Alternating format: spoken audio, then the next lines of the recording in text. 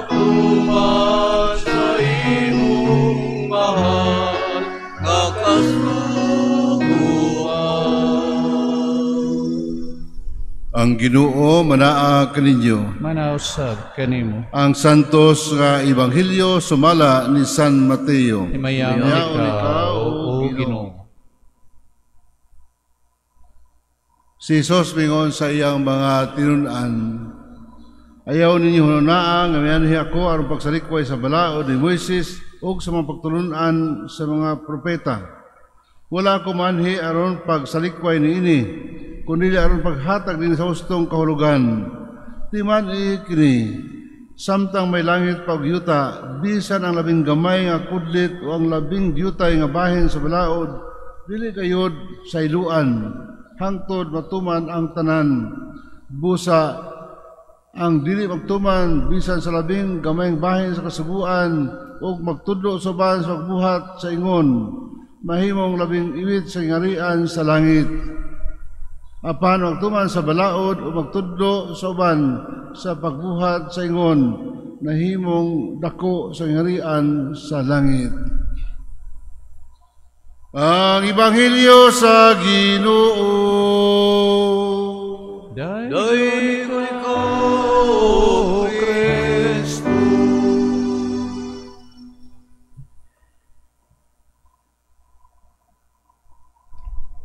Ang atong mga kanan nagpuyo sa paraiso.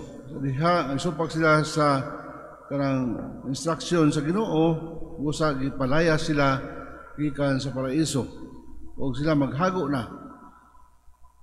Ang usa ka butang nga sila makahiusa sa Ginoo mo ang pagtuman sa balaod.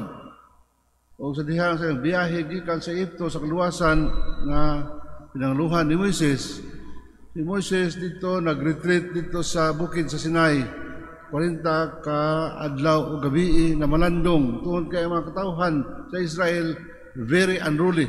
Dili na niya ma-disiplina tungod sa kagawasan niya ng angkon gikan sa kulipnan. Usa ngadto siya sa bukid aron pag-ampo. Malandong siya. So gitagaan siya sa malandong, bunga sa malandong atong napulo kasugo. Aron king napulo kasugo sundon, tumanon aron mapasiguro ang ilang pag-abot sa yutang saad, ang saad sa Ginoo ngadto sa kaliwat ni Abraham. Kumuna nga ang balaod at bunga sa malandong ni Moises because he was a good law maker.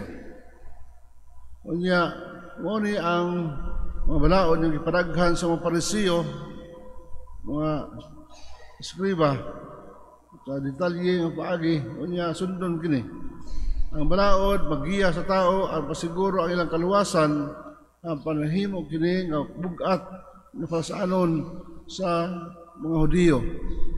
Kung sa ang Ginoo sa Ebanghelyo sa Mateo sa watong time ngon siya nga kung ang pagtuman sa balaod sama sa ibuhat sa mga Parisiyo, hindi ka makasulod sa ngarian sa langit. Kaya ang kalugan sa balaod wala man ma-implement. To the letter ang pagsabot sa balaod. Ang balaod na ayaw pangawat, apan wala sa manghatag. Ayaw kanang pagpatay, apan ang buhat nakapatay sa tao. Kanang klase ang pagpatay. Sa balaod, tinatang klaruhon, wala ang ingon ni Jesus nga, tumana ang balaod, anong kamakasunod sa ingarian sa langit. Yun ang taong nga patanon na, ito man ako ni magtutudlo, sukar pa sa ako pagkapatanon. Kulang ang pagsabot sa balaod. Yan, balik sa inyo, ibaligyan ka ng kabtangan, ang halin ihatag sa mga kabus o balik kanako, sunod kanako. Ang tao minghoy kami walk out, pwede niya makaya kay siya na attached na sa bahandi. So muna ang katumanan sa balaod nga mao nga mahimo kita mangyatagon, mahimo kita manghigugmaon, mo ang katumanan sa balaod. It's not enough that we follow the law. Hindi pa igo. Nagsunod ka sa balaod, pero wala man kay koneksyon sa isip katao, wala man kay kaluoy. Kay San Mateo, ang iya sa chapter 5, ingon siya nga, pag Hingpit ka mo kayong amahan sa langit, hingpit. So in what way you can be perfected? Through following the law. Sa San Lucas, instead of be perfect, in San Lucas nga, be generous, be merciful, as your Father in heaven is merciful. So muna diha nga ang kahingpitan sa pagtuman sa balaod mo, ang koneksyon mo sa katao, kay ang pagkampuon, bunga, ang atong pagkamatagon, bunga sa atong halawong nga pag-ampo. Kung sa atong pag-ampo, apan wala tayo koneksyon sa katao, muna ang kanunay nga nakita na sa Ebanghelyo nga pagsaway ni Jesus ngadto sa mga Parisiyo. Ang katumanan sa balaod mao nga ang kita maluwas. Ang kaluwasan naa sa atong operar sa Ginoo diha sa pagkamanggiluyon. O pagtuman sa balaod ana ang kaluoy.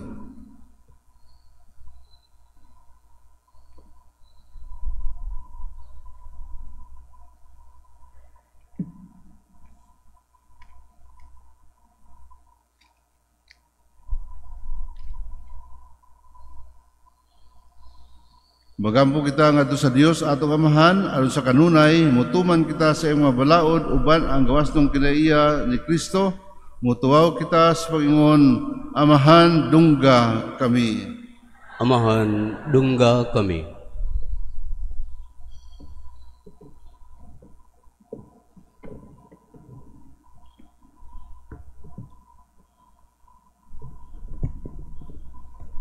Nga pinaagi sa pagwalis sa Ebanghelyo, ang simbahan magdala sa kahayag ni Kristo ngadto sa katawhan. Magampo kita sa Ginoo. Amahan, dungga kami. Nga ang mga magbabalaod, muhimog maayong mga balaod alang sa kayuhan sa katawhan ug paglambo sa Kristiyano nga pagtuo. Magampo kita sa Ginoo. Amahan, dungga kami. Nga ang mga pangulo sa gobyerno mupatuman og mga balaod ug mudala ngadto sa ilang mga ginsakupan ngadto sa kagawasan, hustisya ug yusnong kalinaw. Magampo kita sa Ginoo. Amahan, dungga kami. Nga ang tanang katawhan makaila sa Dios ug mutuman sa iyang mga balaod nga nahisulat sa ilang mga kasing-kasing. Magampo kita sa Ginoo. Amahan, dungga kami. Nga imo untang isipon nga takos ug mapuslanon alang kanamo, nga ang halangdong Teofilo kamumot, mabayaw na ngadto sa altar sa mga santos. Magampo kita sa Ginoo. Amahan, dungga kami.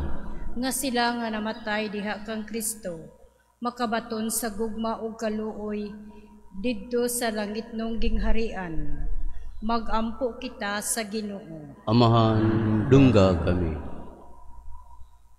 Amahan nga nasa langit, ihatag kanamo ang grasya aron mapabilin kami diha sa imong mga kasubuan ug mapalambo sa imong balaod ug pulong dinhi sa tanan nga imong gitugyan ubos sa among pag-amuma. Kini among ipangayo pinaagi ni Kristo among Ginoo. Amen.